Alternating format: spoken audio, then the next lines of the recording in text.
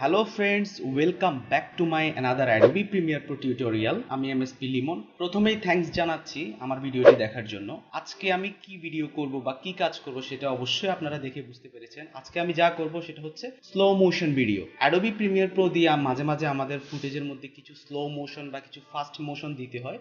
সেই জিনিসটি কিভাবে করা যায় বা কিভাবে স্মুথলি স্লো মোশন ভিডিও করা যায় সেই জিনিসটা আমরা আজকে দেখব। Adobe Premiere Pro টাইম রিম্যাপিং এর মাধ্যমে খুব সুন্দর স্লো মোশন ভিডিও এক্সপোর্ট করতে পারে। তার আগে একটা কথা না বললেই নয়, যদি আমার চ্যানেলে আপনি নতুন হয়ে থাকেন তাহলে অবশ্যই প্লিজ সাবস্ক্রাইব করে রাখুন চ্যানেলটিতে, তাহলে নেক্সট ভিডিওগুলোর আপডেট পেয়ে যাবেন। তো চলুন আমরা তাহলে শুরু করি।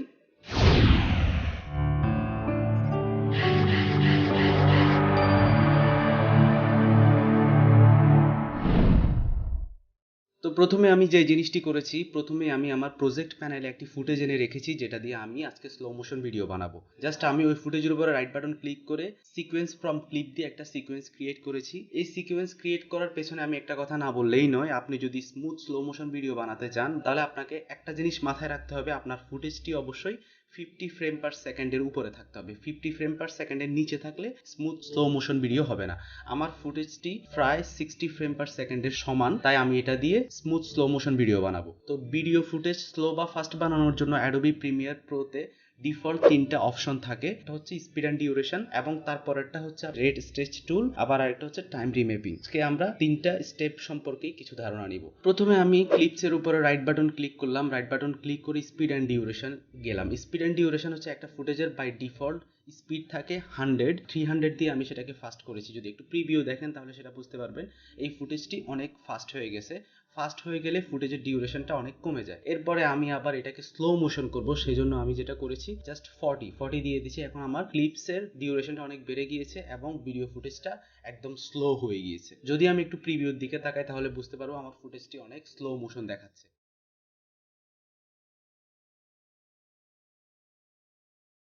এটা হচ্ছে প্রথম স্টেপ। এরপরে আমি আবার 100% স্পিডে চলে যাই। এরপর আমি যে স্টেপটা দেখাবো সেটা হচ্ছে আমি একটা টুলস দিয়ে করব, যে টুলসটার নাম হচ্ছে রেট স্ট্রেচ টুল। রেট স্ট্রেচ টুল দিয়ে আপনি ফুটেজ স্লো এবং ফাস্ট করতে পারবেন।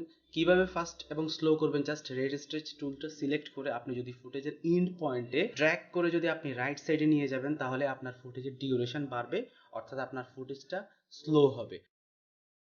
আর যদি আপনি লেফট সাইডে ড্র্যাগ করেন তাহলে আপনার ফুটেজের ডিউরেশন কমবে, অর্থাৎ আপনার ফুটেজটা ফাস্ট হয়ে যাবে। এটা হচ্ছে সেকেন্ড স্টেপ, যেটা দিয়ে আপনি ফুটেজ স্লো এবং ফাস্ট করতে পারেন।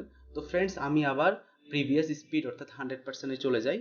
এরপর আমি যেই কাজটা করব সেটা হচ্ছে টাইম রিম্যাপিং। টাইম রিম্যাপিং দিয়ে আপনি একটা ফুটেজের স্পেসিফিক অংশগুলো ধরে ফাস্ট ফরওয়ার্ড করতে পারবেন বা স্লো ডাউন করতে পারবেন। তো এটা করার জন্য প্রথমে আমি আমার টাইম লাইনটা একটু জুম করে নেই, যাতে আমি আমার কি ফ্রেমগুলা খুব সহজে দেখতে পাই। তো এখানে জুম করে নেওয়ার পরে আপনি প্রথমে একটা সাদা লাইন দেখতে পাবেন, যে লাইনটা এখন অপাসিটি বার হিসেবে ইন্ডিকেট করতেছে, যেটা যদি আপনি নিচের দিকে নিয়ে যান তাহলে আপনার অপাসিটি কমে যাবে, আবার যদি একদম উপরে নিয়ে যান তাহলে অপাসিটি একদম 100 হয়ে যাবে। আমি জাস্ট এই সাদা লাইনটাকে কনভার্ট করে টাইম রিম্যাপিং বার হিসেবে কনভার্ট করব। তার জন্য আমাকে যেটা করতে হবে, জাস্ট রাইট বাটন ক্লিক করে শো ক্লিপ কি ফ্রেমসে টাইম রিম্যাপিং এ যাব, এরপরে স্পিড সিলেক্ট করে দিব। এরপরে আমার সাদা লাইনটা টাইম রিম্যাপিং বার হিসেবে কনভার্ট হয়ে যাবে। এখন আমি এই টাইম রিম্যাপিং বারটাকে যদি নিচের দিকে নামাই তাহলে আমার ফুটেজ স্লো হবে, যদি উপরের দিকে উঠাই তাহলে আমার ফুটেজ ফাস্ট হয়ে যাবে। তো আমি জাস্ট ফুটেজের নির্দিষ্ট বা স্পেসিফিক অংশটা সিলেক্ট করলাম এবং সিলেক্ট করে একটা কি ফ্রেম দিলাম যে আমার এই অংশ থেকে আমার ফুটেজের স্লো মোশন শুরু হবে। এরপরে আমি কোথায় স্লো মোশনটা শেষ হবে আরেকটা কি ফ্রেম বসালাম। ঠিক সেম ভাবে আমি আরেকটা অংশ সিলেক্ট করলাম যেটা আমার ফুটেজের দুইটা অংশের মধ্যে স্লো মোশন যাবে। আমি আরেকটা কি ফ্রেম বসালাম যে এটাতে স্লো মোশন শুরু হবে, আমি জাস্ট স্লো মোশন আবার কোথায় শেষ হবে সেখানে আমি আরেকটা কি ফ্রেম বসালাম। তো ফ্রেন্ডস, আমি এখন যে কাজটি করব, আমি যে অংশটুকু কি ফ্রেম দিয়ে সিলেক্ট করেছি স্লো মোশন করার জন্য বা সাদা লাইনটা আমি জাস্ট ড্র্যাগ করে নিচের দিকে নামাই দিব। এখানে যদি আমি ড্র্যাগ করে নিচের দিকে নামাই তাহলে আমার ফুটেজের এই অংশটুকু স্লো হবে। জাস্ট আমাকে নিচে ইন্ডিকেট করতেছে যে আমি কত পার্সেন্ট স্লো করতেছি। আমি জাস্ট 30% স্লো করে দিলাম।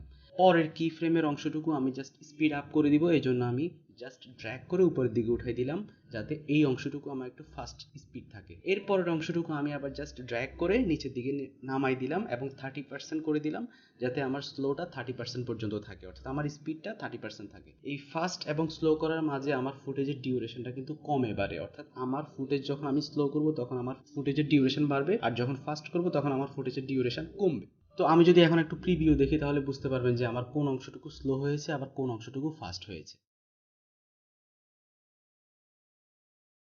তো এখন আমি একটা কাজ না করলেই নয়, সেটা হচ্ছে আমার যখন স্লো মোশন যেই কি ফ্রেম থেকে শুরু হবে আমি সেই কি ফ্রেমটাকে একটু মডিফাই করে দিব, অর্থাৎ আমার স্লো মোশনটা শুরু হওয়ার সময় যাতে খুব স্মুথলি শুরু হয়, তখন এই জন্য আমি আমার কার্ভটাকে একটু চেঞ্জ করে দিব। তো এই কি ফ্রেমের মধ্যে জাস্ট দুইটা অংশ থাকে, আমি জাস্ট জুম করে দেখি দুইটা অংশের মধ্যে আমি যদি ডান সাইডের অংশটাকে ধরে টেনে বের করি তাহলে মাঝখানে একটা কি ফ্রেম বের হয়, যে কার্ভসটাকে আমি একটু মডিফাই করলে যাতে আমার স্লো মোশনটা শুরু হওয়ার সময় খুব স্মুথলি শুরু হবে। তো আমি একটু মডিফাই করে দিলাম, ঠিক সেম ওয়েতে আমি নেক্সট প্রত্যেকটা কি ফ্রেম কার্ভসটাকে আমি একটু মডিফাই করে দিলাম। তো আমার স্লো ফাস্ট করা অংশটুকু শেষ হয়ে গিয়েছে। এখন ফাইনাল স্টেপ যেটা করতে হবে সেটা হচ্ছে time interpolation. Right button click করব ফুটেজের মধ্যে, এরপরে সিলেক্ট করব অপটিক্যাল ফ্ল। তো এখন অপটিক্যাল ফ্ল করার পরে আমার টাইমলাইনটা রেড হয়ে গিয়েছে, অর্থাৎ এটা দিয়ে আমাকে বলতেছে যে আমি যদি এটা প্রিভিউ দেখতে চাই তাহলে অবশ্যই প্রিভিউ রেন্ডার দিতে হবে। তো আমি জাস্ট সিকোয়েন্সে ক্লিক করে রেন্ডার ইফেক্ট ইন ওয়ার্ক এরিয়াটা সিলেক্ট করে দিলাম, প্রিভিউ রেন্ডারটা হয়ে যাচ্ছে। প্রিভিউ রেন্ডারটা হয়ে গেল, এরপরে আমি এখন প্রিভিউ দেখতে পারবো। তো প্রিভিউ দেখলে আপনি বুঝতে পারবেন যে আমি কোন অংশটুকু স্লো করেছি কোন অংশটুকু ফাস্ট করেছি। সো ফ্রেন্ডস, এই ছিল আজকে আমার টিউটোরিয়ালে কিভাবে আপনি টাইম রিম্যাপিং এর মাধ্যমে একটা ফুটেজকে স্লো এবং ফাস্ট করতে পারেন। আজকে এই পর্যন্তই, দেখা হবে নেক্সট টিউটোরিয়ালে। যদি আমার ভিডিওটি ভালো লেগে থাকে তাহলে অবশ্যই লাইক, কমেন্ট এবং শেয়ার করতে ভুলবেন না।